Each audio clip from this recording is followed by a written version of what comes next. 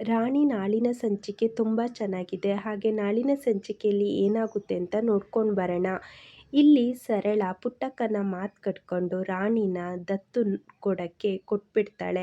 ಆದರೆ ಪಾಪ ರಾಣಿಗೆ ನಾನು ದತ್ತು ತಗೊಂಡಿದ್ದಾರೆ ನನ್ನ ಅಂತ ಗೊತ್ತಿಲ್ಲದೆ ಮನೆ ಕೆಲಸಕ್ಕೆ ಬಂದಿರೋದು ಅಂತ ಅಂದ್ಕೊಂಡಿರ್ತಾಳೆ. ಆದರೆ ರಾಣಿನ ದತ್ತು ತಗೋಬೇಕು ಅಂತಿರೋ ಮನೆಯವರೇ ಮ್ಯಾಜಿಸ್ಟ್ರಿ ಅವರು.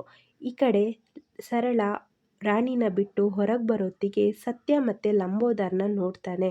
ಅಯ್ಯೋ, ಇವ್ರು ಯಾಕೆ ಇಲ್ಲಿಗೆ ಬರ್ತಿದ್ದಾರೆ ಅಂತ ಹೋಗಿ ಒಂದು ಮರದ ಹಿಂದೆ ಬಚ್ಚಿ ಕುತ್ಕೊಂಡು ನೋಡ್ತಾ ಇರ್ತಾಳೆ. ಸತ್ಯ ಮತ್ತು ಲಂಬೋದರ್ ಆ ಮನೆಗೆ ಬಂದಿರ್ತಾರೆ. ರಾಣಿ ಯಾರ ಮನೇಲಿ ಕೆಲ್ಸಕ್ಕೆ ಹೋಗಬೇಕು ಅಂದರೆ ರಾಣಿನ ದತ್ತು ತಗೊಳ್ಬೇಕು ಅಂತಿದ್ದಾರೋ ಆ ಮನೆಗೆ ಹೋಗಿರ್ತಾರೆ. ಯಾಕಂದರೆ ಅದು ಒಬ್ಬರು ಮ್ಯಾಜಿಸ್ಟ್ರಿ ಮನೆಯಾಗಿಬಿರುತ್ತೆ.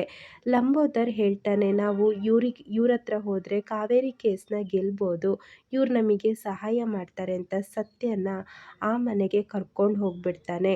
ಈ ಕಡೆ ಸರಳಂಗಂತೂ ತುಂಬ ಭಯ ಆಗಿಬಿಡುತ್ತೆ.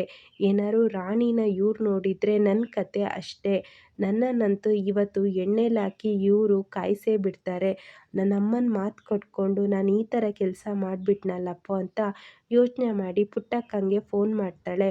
ಅಮ್ಮ, ಇಲ್ಲೊಂದು ದೊಡ್ಡ ಎಡವಟ್ಟಾಗಿದೆ ಅಮ್ಮ ಅಂತ ಸರಳ ಪುಟ್ಟಕ್ಕಂಗೆ ಫೋನ್ ಮಾಡಿ ಹೇಳಿ ಪುಟ್ಟಕ್ಕ ಹೇಳ್ತಾಳೆ, ಏನೇ ಮಾತಾಡ್ತಿದ್ಯಾ ಅಂದಾಗ, ಅಮ್ಮ, ನಾವು ರಾಣಿನ ಯಾರಿಗೆ ದತ್ತು ಕೊಡಬೇಕು ಅಂತಿದ್ದೀವೋ ಅವ್ರು ಯಾರೂ ಅಲ್ಲ ಅಮ್ಮ, ಮ್ಯಾಜಿಸ್ಟ್ರಿ ಅವರಂತೆ. ಅಲ್ಲಿಗೆ ನನ್ನ ಗಂಡ ಹೋಗಿದ್ದಾರಮ್ಮ. ಈಗೇನಾದ್ರು ರಾಣಿನ ನೋಡಿದರೆ ಅಷ್ಟೇ, ನನ್ನನ್ನಂತೂ ಸುಮ್ಮನೆ ಬಿಡಲ್ಲ. ನಾನು ಅದಕ್ಕೆ ಹೇಳಿದ್ದು ಯಾವ ಕಾರಣಕ್ಕೂ ರಾಣಿ ವಿಚಾರಕ್ಕೆ ಹೋಗೋದು ಬೇಡ ಅಂತ.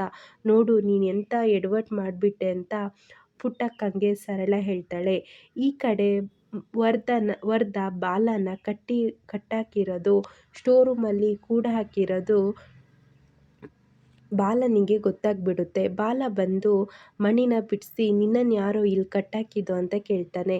ಈ ಕಡೆ ಮಣಿ ಹೇಳ್ತಾನೆ, ಇನ್ನೂ ಏನು ಮಾತಾಡ್ತಿದ್ಯಾ, ನನ್ನನ್ನು ಕಟ್ಟಾಕಿದ್ದು ಇನ್ಯಾರು ಅಂದ್ಕೊಂಡಿದ್ಯಾ, ಈ ವರ್ಧನೆ ಅಂತ ಹೇಳ್ತಾನೆ. ಏನು ಹೇಳ್ತಿದ್ಯಾ, ವರ್ಧ ಬಾಸ್ ಯಾಕೆ ನಿನ್ನನ್ನು ಕಟ್ಟಾಕ್ತಾರೆ ಅಂತ ಬಾಲ ಕೇಳುವಾಗ, ಯಾಕೆಂದರೆ ನನ್ನ ಹತ್ರ ಸಾಕ್ಷಿ ಉಂಟು.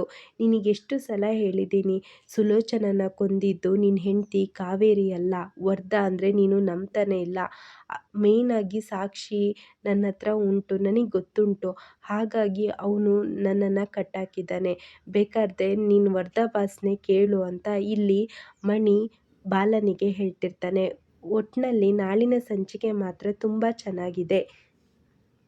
ಈ ಕಡೆ ಕೊನೆಗೂ ವರ್ಧ ಎಂಥವನು, ವರ್ಧನೇ ಸುಲೋಚನನ ಸಾಯಿಸಿರ್ಬೋದು ಅಂತ ಸ್ವಲ್ಪ ಆದರೂ ಬಾಲನಿಗೆ ಅನುಮಾನ ಬರಬಹುದು. ಅದೇ ಜೊತೆ ಪಾಪ ರಾಣಿನ ಇಲ್ಲಿ ದತ್ತು ಕೊಡೋ ವಿಚಾರ ಸಹ ಸತ್ಯನಿಗೆ ಗೊತ್ತಾಗಬಹುದು. ಹಾಗಾಗಿ ನಾಳಿನ ಸಂಚಿಕೆ ಮಾತ್ರ ತುಂಬ ಚೆನ್ನಾಗಿದೆ. ಈ ವಿಡಿಯೋ ಇಷ್ಟ ಆಗಿದ್ದರೆ ಲೈಕ್ ಮಾಡಿ, ಶೇರ್ ಮಾಡಿ, ಚಾನಲ್ನ ಸಬ್ಸ್ಕ್ರೈಬ್ ಮಾಡಿ.